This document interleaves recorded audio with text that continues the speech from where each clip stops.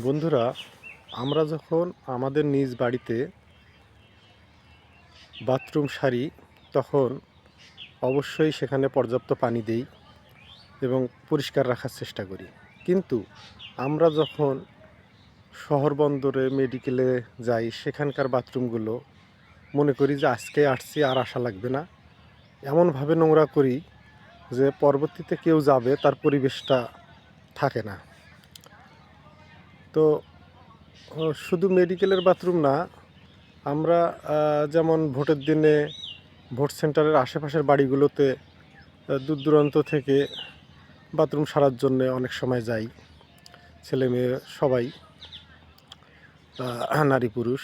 তো ওই একই ঘটনা যে আজকেই মনে হয় বাথরুম সারবো, আর কোনো দিন বাথরুম সারবো না।